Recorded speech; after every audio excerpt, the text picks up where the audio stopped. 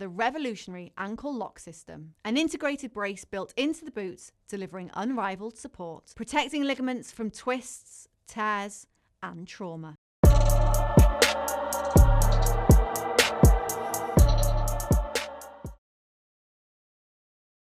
Matt Lenihan for Boxing Social in association with Empire Fight Store and our Kings. Spencer Fearon, a pleasure to have you back on the channel. Hey, Jim. How are we, my mate? Are you all good? I'm good, you know. I'm even better for speaking to you, Matt. Pray that everything's good your end. Yeah. Can't complain, can't grumble. Once again, like we said off camera, I could, but I'm not gonna. Um, Look, a lot's gone on in the boxing world the past few weeks. Just want to ask you initially about this week. One of the first things I'd seen when I'd come back from Orlando, Chris Eubank Jr. has addressed this ambulance issue. He's uploaded a video, he's uploaded a picture of himself in hospital. I wanted to know what you made of the video. It was a 20-second snippet of what looked like. I didn't see it.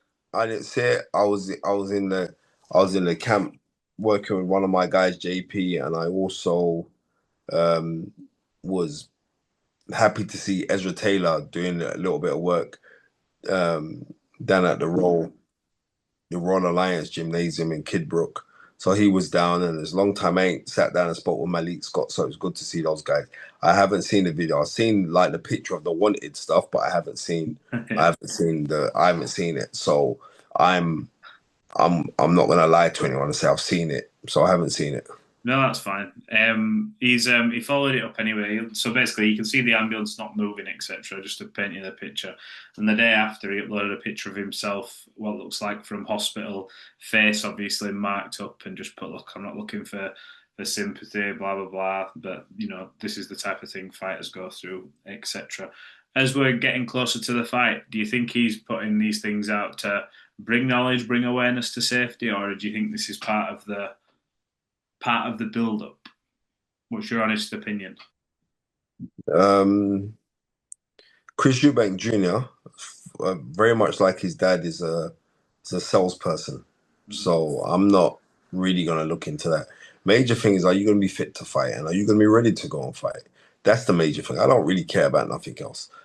Something has to come out to create some drama, because for me, to be honest, it's a fantastic fight, especially after the first fight that those two had.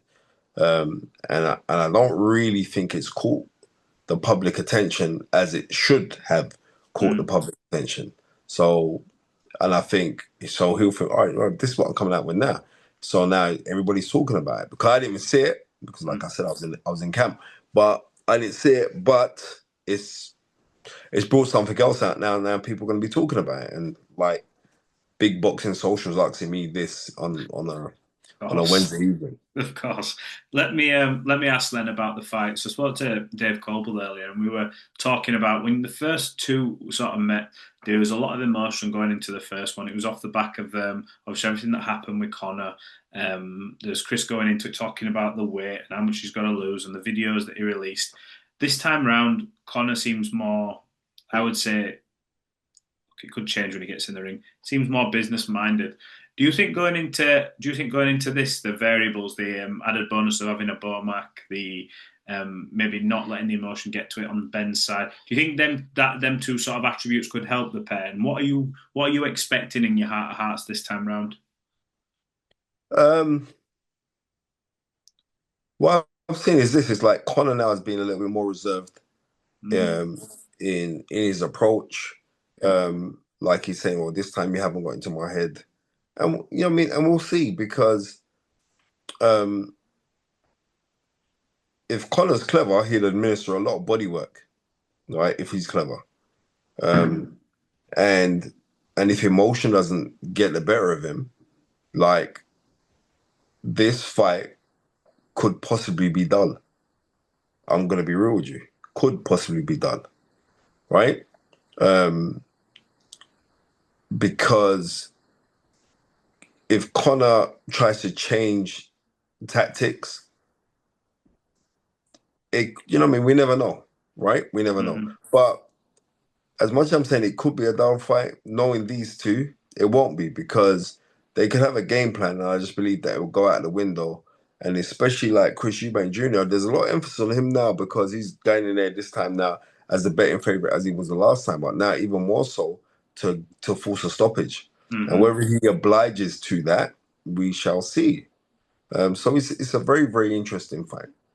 I've seen, I think it was Chris McKenna, one of the journalists had reported online that Anthony Joshua had reached out and was doing some work with Team Usyk ahead of potentially what could be a comeback before the end of the year, according to Mr. Eddie Hearn.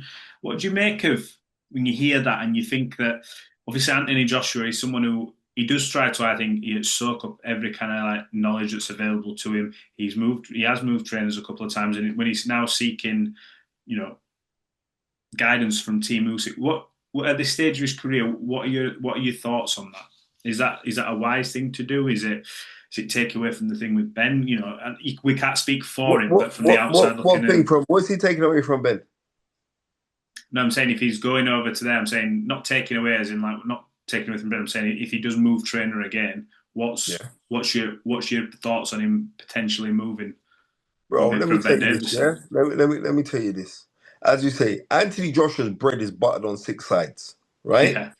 He's not worried about paying no mortgage at the end of the month, paying for private school tuition for his kids, paying for nursery fees, paying for shopping. He ain't worried about none of those kind of things. Anthony Joshua's a grown ass man. Anthony Joshua has to do what he believes is best for himself. Do you understand? Yeah. So when all's said and done, he can turn around and say, "Well, I literally did it my way, innit?" Right? Yeah. And we can't turn around and say it ain't worked out because he's worth how many millions is he worth? So on certain things, it's called prize fighting. And what is the prize if it's not the financial rewards? So he's done something correct, right? Yeah. So end of the day, he has to feel to himself, I got to feel right within myself for what I'm doing. Do I think he should have left Ben Davison? Whether he has officially or not yet, and to be confirmed. He's left him, brother. That's what we're hearing. Listen to me. I said this before. When he started going hitting pads with Ben Davison, right? And he was with Derek James. When he's with Derek James, and I remember saying to Raps on TV, they were saying, but I said, listen, bro, when you see a man go away to start hitting pads with somebody else, they're gone. I was wanting to realize this part here. And not only this, it's like, there's a famous African proverb that says, if there is no enemy within, the enemy outside can do you no harm. So therefore, Anthony Joshua has to address things for himself. So if it is to the fact of him saying, right, all right then, Ben, I'm off. You got to remember this. Anthony Joshua makes the trainers. You know why he makes the trainers? Because he makes them financially well off. Any trainer that goes with Anthony or gets Anthony Joshua are going to be rewarded financially magnanimously. So therefore, I'm not saying that Ben hasn't added things to him because Anthony Joshua was very, very impressive in the Ngannou fight, right? Very impressive with him. I always wondered whether there will be a connection between him and Ben Davison, especially Ben's a young guy as well, right? But then also, I'm saying on this, and I'm keeping this thing totally 100, and I'm not saying that Ben isn't a good trainer because he's studious, very studious. He's still a young trainer though. Been in the game a hot minute, but he's still a young trainer. And also, I'm saying, I've seen this happen before. I've seen this happen when Lennox Lewis got knocked out by Oliver McCall in 94. When Lennox Lewis got knocked out by Oliver McCall, who was working Oliver McCall's corner? Do you know? Couldn't ping it off the top of my head, no. The late great Emmanuel Stewart on the commentary, right? Was working Oliver McCall's corner, right? Lennox Lewis was working with Pepe Correa, who famously worked with Sugar Ray Leonard. Then he thought, hold up a second, if you could teach this man how to knock me out, I'm dying with you. How about that one? Yeah. Right? So maybe he's just following that. Like, you know what? If you can't beat him, join him. Maybe it's that. You know what I mean? I don't know. But I'm saying, like I said again, Anthony Joshua's bread's buttered on 6 sides. Whatever Anthony Joshua does, he's at the tail end of his career right now. He's had a fantastic career. He can do whatever he wants to go and do. Right? But what I'm not going to do, I'm not going to ostracize a young man for making a decision. It's his career. You know what I mean? Me personally, I'd love to see him go back to Robert McCracken. Yeah. Right? I'm going to be real with you. I would love for him to go back to Robert McCracken simply because Robert McCracken understands him, knows him better than anybody else. right? So I'd love for him to go. He ain't gonna go do that. He ain't gonna do it. I know he's not gonna do that, right? But I would love to go see. Like, all right, let me just finish off with you. Let me have this swan song with you. You know what I mean? But end of the day is this. Maybe Joshua going to Usyk's people. It's not about this slick style or whatever, not. But going to Usyk's people, maybe it's more to do with him administering a different form of discipline and being away from home and having to say like he's got other barriers to go and overcome. And maybe that's what he's doing. I don't know. Whatever he's doing, I wish him the best. Do you think that's the thing fighters look at when they go, you know, take me out of... I know we always say, like, you see people getting taken out of the comfort zone, but they almost go searching for that sort of thing to give them that bit of an extra percentage in a fight, like completely take me out of whatever I'm comfortable with. Let me go here. Let me try. Do you think that is still a big thing in boxing where fighters look at that? I don't know, because fighting boxing within itself has evolved a lot, right? Yeah. And in the evolution of boxing, fighters are not tough anymore. They're not tough.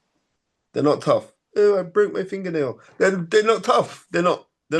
I'm being real, right? I'm telling you, you're dealing with a person who's a historian. Fighters ain't tough like the old days. Old day fighters were tough. You know what I mean?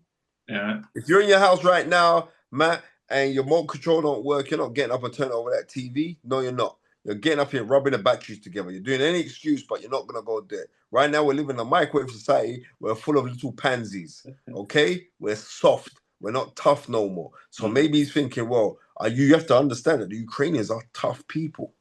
Do you understand? Right. They got ice. They got ice running through their veins, and they're cold and they're calculated. And maybe he's thinking, maybe I need some of that right now in the tail end of my career to say, like, let me go show it. And also, him going to Usyk's camp is showing me that he's got a desire in the sport. And I'm going to explain it to you.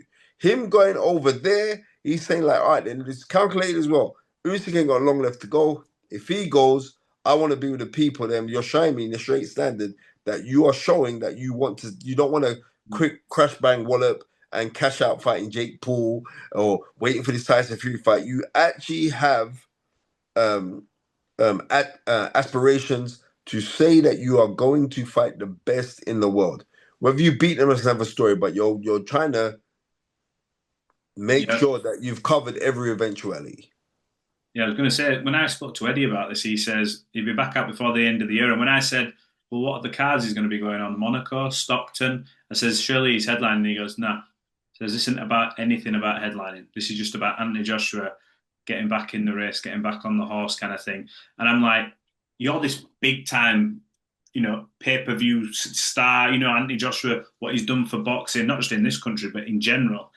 And to show that he maybe will be doing that and going on undercard, is that a statement of intent itself to say, no problem, let's just get back on it? Because he could wait out for a big fight. He could probably bounce into a Jake Paul exhibition or whatever, make plenty of dough, or hold out for Tyson Fury. But to say he goes in with, I don't know, top 15 just to get back to something on an undercard somewhere, does that say a lot about him? It does, because it shows a humility. Right? Imagine you're talking, you're not even on top of the bill. Anthony Joshua's been on top of the bill for the last decade. Yeah. Right? Let's just be real. And he's coming back to say, all right, I'm just going to go do this and have a takeover fight. And not only that, but if he does that and he's not on top of the bill, then the expectation levels on him to fight a top opponent straight off of the bat is going to be totally different, because he's trying to say, I'm trying to edge back into this thing and work on things that maybe I was lacking in the past. And we'll see.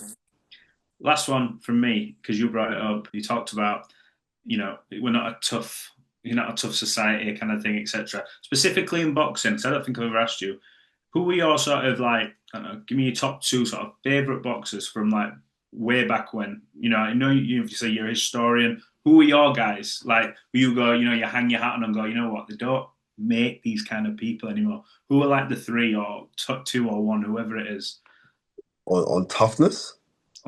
Yeah, everything, like full package, tough skills, as in the absolute creme de la creme in your mind.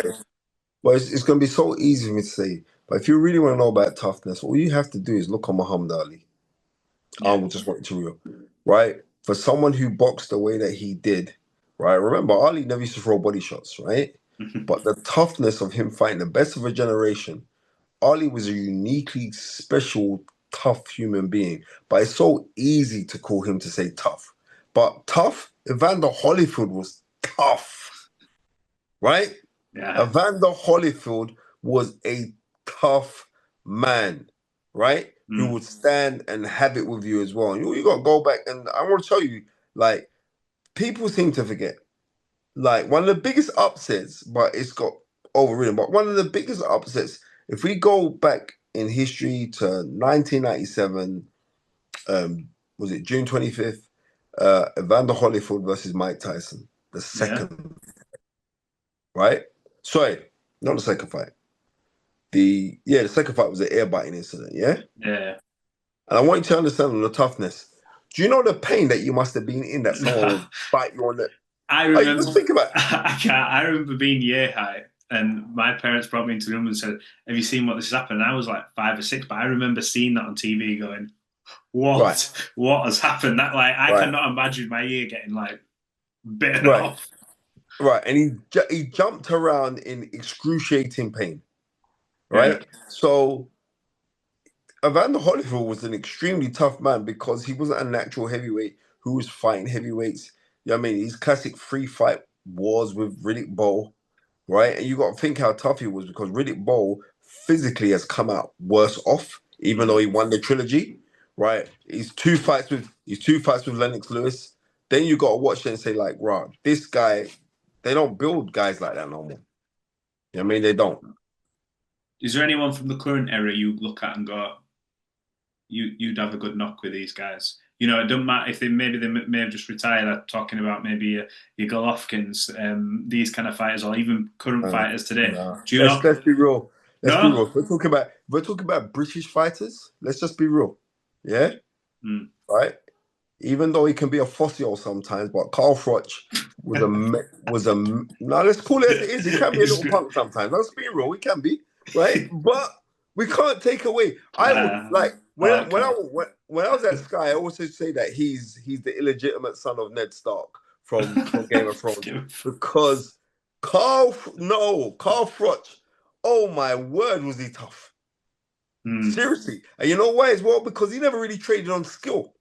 There's nothing that I saw Carl Froch do that I'm saying, oh my word, that was did you see? This is like, no, he traded on toughness. Carl Froch, seriously, Carl Froch is up there. Like, if there's a Mount Rushmore of toughness, then he has to be up there because that guy was just tough. Yeah.